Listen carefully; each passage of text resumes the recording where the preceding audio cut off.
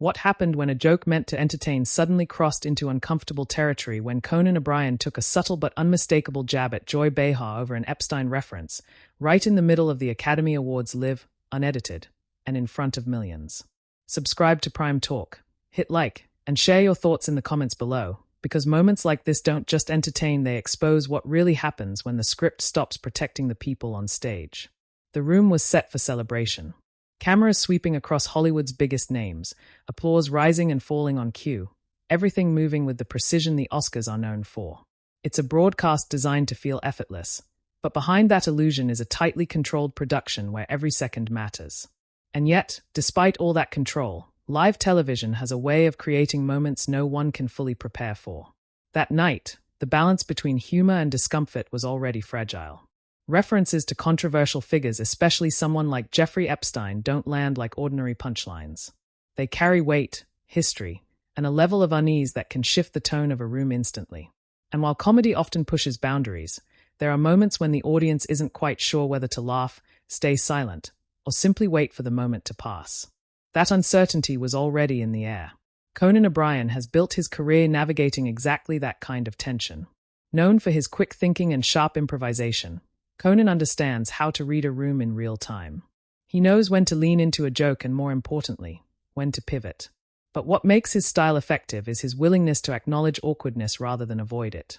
And on a stage like the Oscars, that skill becomes even more critical.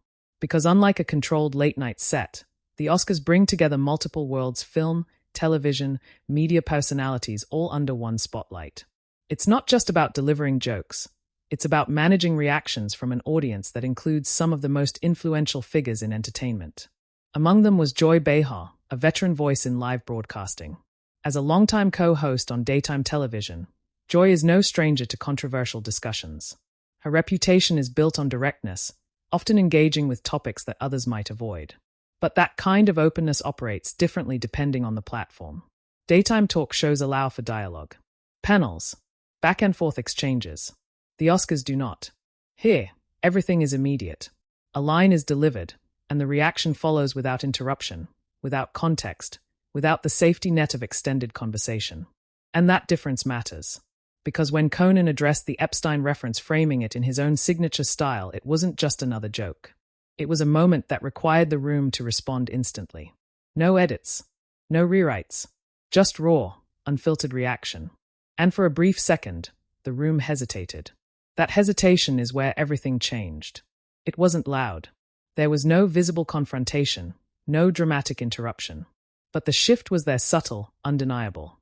The kind of shift that only happens when a line lands differently than expected. For viewers at home, it might have felt like a passing moment. But for those watching closely, the details told a different story. The timing, the delivery, the way attention moved across the stage. These are the elements that define live television at its most revealing. Because when something unscripted happens, people don't just listen to the words, they watch the reactions. Conan, experienced as ever, didn't overextend the moment. He delivered the line and moved forward, maintaining the rhythm of the show. It's a technique honed over years. Acknowledge the tension, then guide the audience past it before it becomes overwhelming. But not every moment can be smoothed over so easily. For Joy Behar, the situation was different. Being referenced directly or indirectly on a stage like this brings a level of attention that's difficult to control. Unlike a panel discussion where she could respond, clarify, or challenge, this was a one-directional moment. The spotlight hits, the line is delivered, and the narrative moves on whether you're ready or not.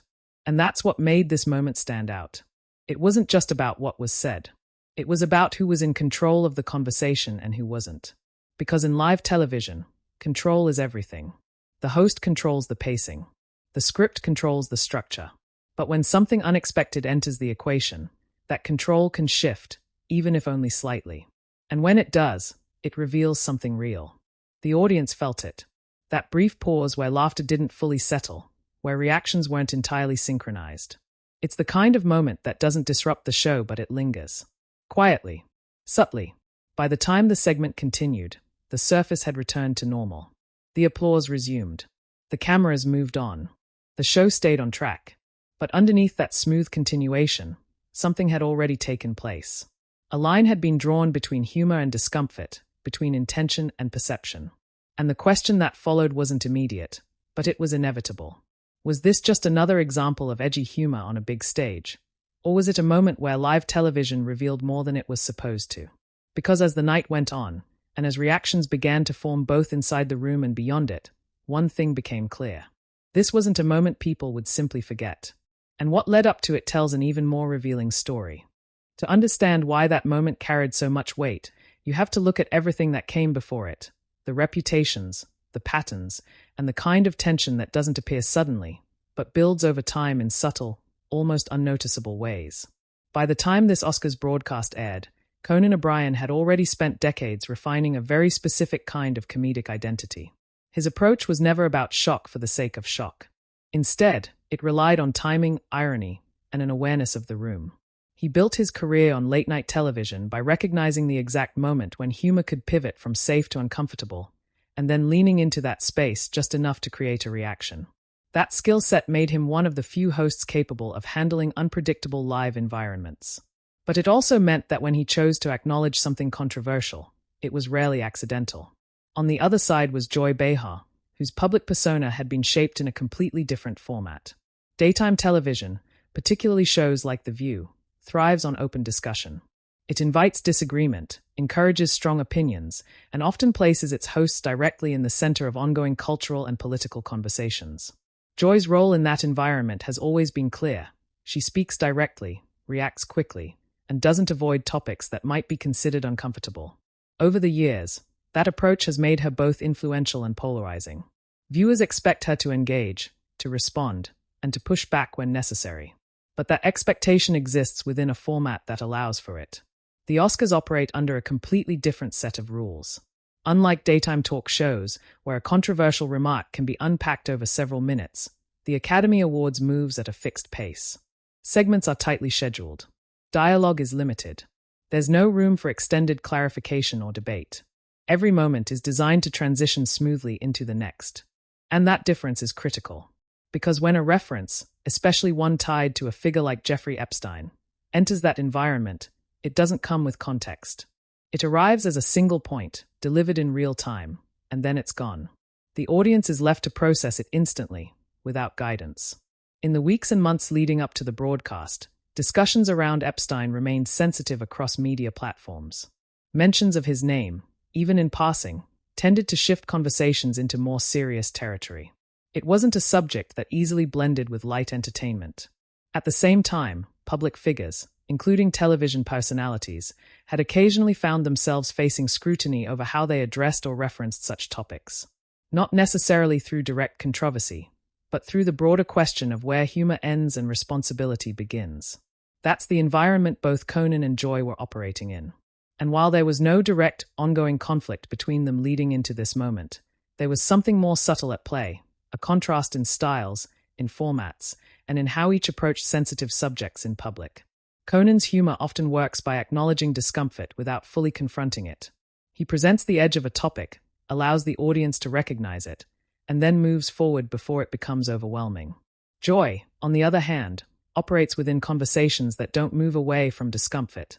They explore it. On her platform, topics are meant to be examined, debated, and sometimes challenged directly. These two approaches don't naturally collide often. But when they do, especially on a stage like the Oscars, the result can be unpredictable. Leading up to the ceremony, the atmosphere in entertainment media was already heightened. Live broadcasts had become increasingly scrutinized, with audiences paying closer attention not just to what was said, but how it was said and who said it. Social media amplified every moment, turning even brief exchanges into widely discussed clips within minutes. That added another layer of pressure, because now it wasn't just about the live audience in the room. It was about millions of viewers watching in real time, ready to interpret, react, and share their perspectives almost instantly. For a host like Conan, that environment presents both an opportunity and a risk. A well-timed line can become one of the most memorable moments of the night. But a miscalculated one can shift the tone in ways that are difficult to recover from. And for someone like Joy Behar, being referenced within that environment, without the ability to respond, creates a different kind of vulnerability. It places her within the narrative of the moment, but without control over how that narrative unfolds. As the ceremony progressed, The tone remained consistent with what audiences expect from the Oscars, a blend of celebration, humor, and carefully managed spontaneity. But beneath that surface, there was an underlying awareness that live television can change direction at any time. All it takes is one line, one reference, one moment where the expected rhythm is interrupted.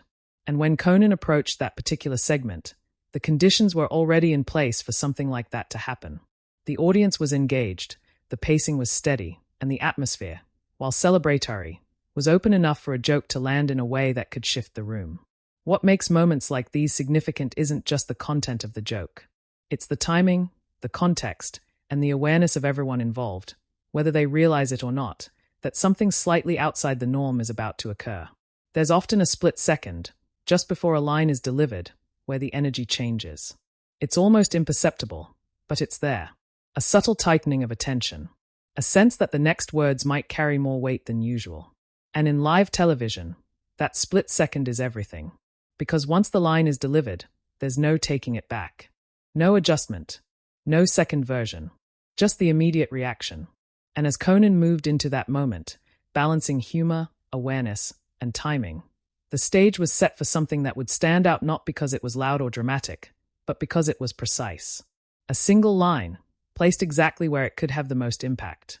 And what followed would depend entirely on how that line was received, in the room, and beyond it. When the moment finally arrived, it didn't announce itself. There was no dramatic pause, no visible signal that something unusual was about to happen. The show continued in its familiar rhythm, presentations, applause, light humor woven between transitions. From the outside, everything appeared controlled, exactly as expected for a live broadcast of the Academy Awards. Then Conan O'Brien stepped into the segment. His delivery, as always, was measured. Relaxed posture, steady pacing, the kind of presence that suggests complete control over the room. He began like he often does, easing into the moment, letting the audience settle into his tone. The early lines landed predictably, drawing light laughter, maintaining the flow of the evening. Nothing seemed out of place. But then, within that rhythm, he shifted. It was subtle, a slight change in emphasis, a line delivered with just enough weight to separate it from the rest.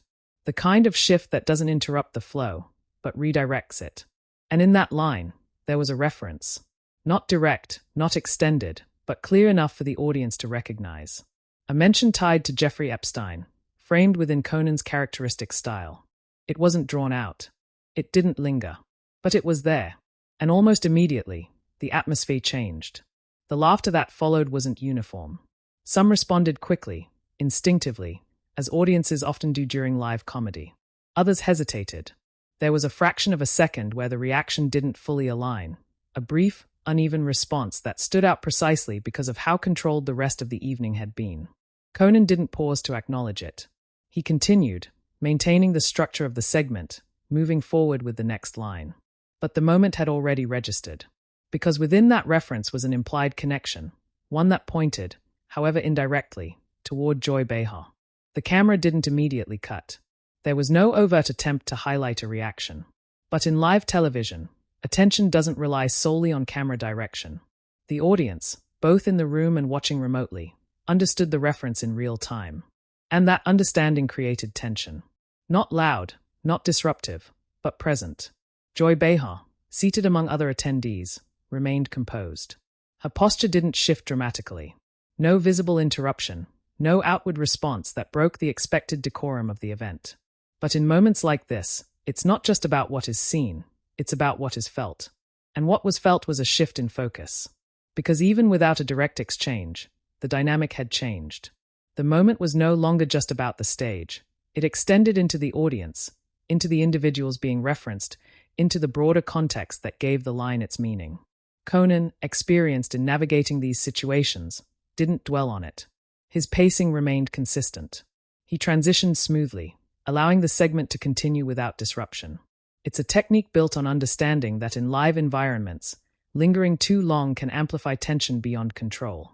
So he moved forward. But the silence that followed, however brief, had already done its work.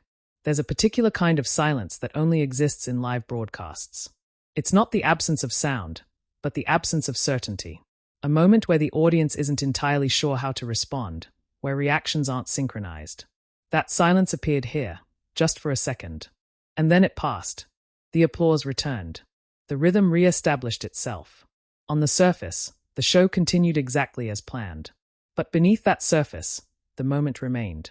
Because what made it significant wasn't the scale of the reaction. It was the precision of the delivery. A single line, placed within a controlled environment, creating a response that couldn't be edited, revised, or reframed. For viewers at home, the experience varied. Some caught the reference immediately. Others registered it a moment later. But in both cases, the effect was the same, a recognition that something slightly outside the expected tone had occurred. And once that recognition sets in, it changes how everything that follows is perceived. Every subsequent line is heard differently. Every reaction is observed more closely. Because the audience is now aware. Conan's body language remained steady throughout. No visible hesitation, no break in composure. If anything, his consistency reinforced the sense that the moment had been intentional, delivered with full awareness of how it might land.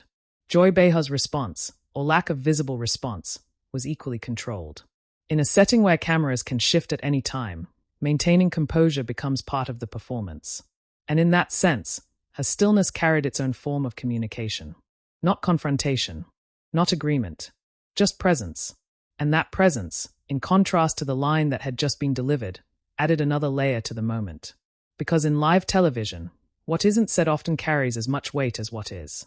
There was no follow-up, no escalation, no attempt to turn the reference into a larger exchange. The show moved forward, segment by segment, as if nothing had happened. But the audience had already absorbed it. And that's what defines moments like these. They don't interrupt the broadcast. They exist within it, brief, contained, but impossible to remove. By the time the segment concluded, the structure of the Oscars remained intact. The timing held. The transitions continued. From a production standpoint, nothing had gone wrong. But from a viewer's perspective, something had shifted. A line had been crossed, not in a dramatic or confrontational way, but in a way that introduced a level of discomfort into an otherwise controlled environment. And once that discomfort appears, even briefly, it changes the way the rest of the event is experienced. Because now, the audience is watching more closely, listening more carefully, waiting, perhaps, for another moment like it. But none came in quite the same way. The rest of the night continued without a repeat of that specific tension. The balance between humor and celebration was maintained. The structure held. Yet that single moment remained distinct. Not because it was the loudest or the most controversial, but because it was precise, contained, and entirely unedited. A live broadcast revealing, if only for a second, what happens when timing, context, and delivery align in a way that no script can fully control. And once it happened, there was no way to take it back, only to see how it would be understood after the cameras stopped focusing on the stage. In the seconds immediately after the line was delivered, the show did what it was designed to do. It moved forward. The cameras shifted, the next segment began, and the structure of the Academy Awards held steady. From a production standpoint, there was no disruption, no missed cues, no visible breakdown in timing. But within the room, the atmosphere had changed in a way that couldn't be reset as easily as the lighting or the camera angles. Because even when a live broadcast continues seamlessly, the people inside it don't simply forget what just happened. The audience's reaction, though brief, had already introduced a layer of awareness. Conversations didn't start immediately. This wasn't that kind of environment, but attention shifted. Subtle glances, quiet recognition, the kind of nonverbal communication that happens when a moment lands differently than expected. On stage, Conan O'Brien maintained complete composure. That consistency is part of what defines experienced live performers. There's an understanding that once a line is delivered, the only option is forward motion. No hesitation, no visible reconsideration. The role of the host is to carry the event, regardless of what has just occurred. And Conan did exactly that. He continued with the same tone, the same pacing, guiding the broadcast back into its established rhythm. To an untrained eye, it might have seemed like nothing more than another joke in a long sequence of scripted humor. But for those paying attention, the contrast was clear, the ease of his delivery against the complexity of the reaction it had created. For Joy Behar, the moment unfolded differently. There was no opportunity to respond, no space to clarify or engage. Unlike the format of The View, Where discussion is the core structure, the Oscars offered no such outlet. The reference had been made, the audience had reacted, and the broadcast had moved on. That absence of response became part of the moment itself. Because in live television, silence is rarely neutral. It's interpreted, analyzed, and often remembered just as clearly as spoken words. Joy's composure, steady, controlled, without visible reaction, fit the expectations of the setting. But it also left the moment open to interpretation. And interpretation is what extends a live moment beyond its original broadcast. As the ceremony continued, the energy in the room gradually stabilized. Applause returned to its usual rhythm. Presentations proceeded without interruption. On the surface, the event regained its balance. But outside the theater, the moment had already begun to take on a different life. Clips circulated. Viewers revisited the exchange, isolating the line, replaying the reaction, examining the details that might have gone unnoticed in real time. In an era where every live broadcast is instantly archived and redistributed, even the briefest moments can become focal points of discussion. And this was one of those moments. Not because it was explosive, but because it sat at the intersection of humor and discomfort, two elements that rarely coexist without creating conversation. Media coverage that followed didn't frame it as a confrontation. There was no direct exchange, no escalation to analyze in traditional terms. Instead, the focus remained on the nature of the joke itself, the context in which it was delivered, and the environment that allowed it to resonate in the way it did. For Conan, the moment aligned with a long-established pattern, using timing and awareness to navigate sensitive territory without losing control of the room. It reinforced his reputation as someone who understands how to operate within live formats, where every word carries potential consequences. For Joy Behar, the impact was more indirect but still significant. Being referenced in that context, on that stage, placed her within a narrative she didn't actively shape. And in media, placement within a narrative, especially one tied to a widely recognized event, can influence perception, even without direct participation. That's what makes moments like this endure. They don't rely on overt conflict. They don't require resolution. Instead, they exist as points of reference, instances where something unscripted intersects with a highly controlled environment, revealing how quickly that control can shift. Over time, the moment became part of a broader conversation about live television itself, about the risks of unscripted humor, about the responsibility that comes with referencing real-world figures and events, and about the difference between platforms, how a comment that might be addressed and debated in one setting can become something entirely different when placed in another. Because context changes everything. The Oscars, as a platform, amplifies every detail. A line that might pass quietly in a smaller setting takes on greater significance when delivered on a global stage. And when that line touches on sensitive subject matter, the amplification becomes even more pronounced. That's why this moment still matters. Not as a controversy, but as an example.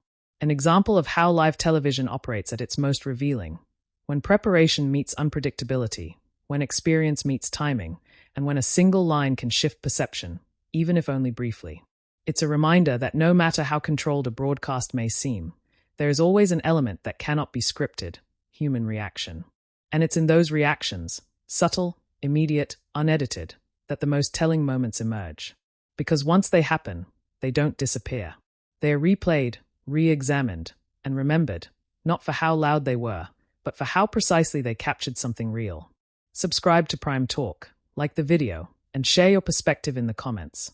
Because the moments that don't stop the show are often the ones that reveal it the most.